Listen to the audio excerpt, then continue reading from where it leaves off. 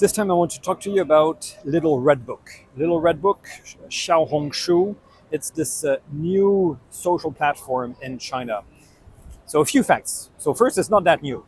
Just celebrated actually 10 years. Founded in 2013, so a bit over 10 years. Headquartered in Shanghai.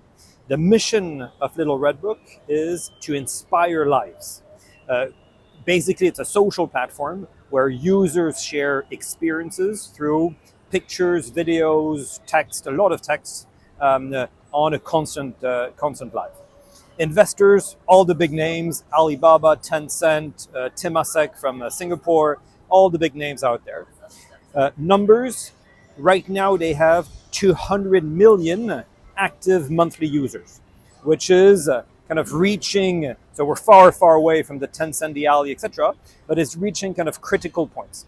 70% of the users are female, which is very different compared to the other platforms. JD.com is a bit more male, Ali is a bit more balanced. On the business model, this is where it becomes interesting.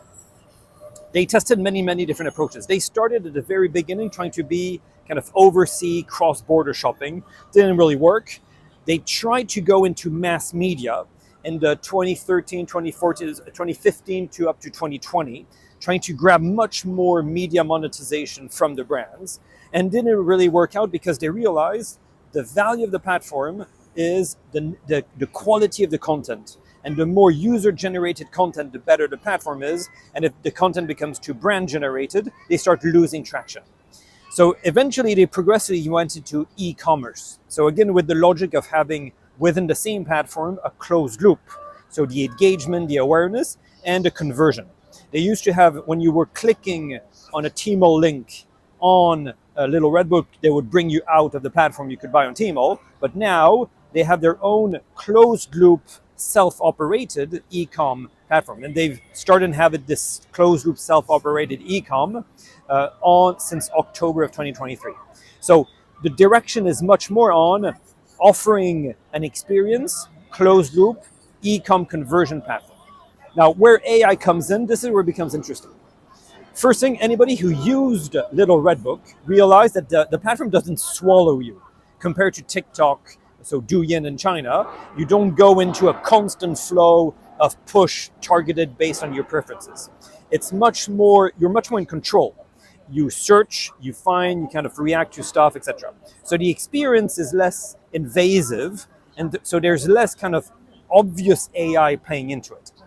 Now, where it becomes even more complicated for brands to play into Little Red Book is that the AI will need to be at the roots of how it's done. So let me explain.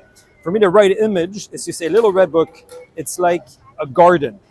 You cannot pour dozens of billions of RMBs for a brand to gain more share.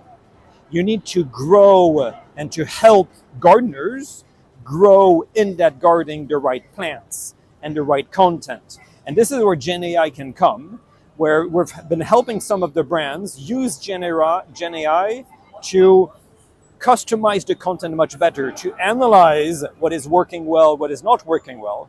But GenAI becomes an enabler of users creating content for the brand, which is not at all the same thing as just pouring billions of RMB onto the platform. So that was Little Red Book on and the impact and story in GenAI.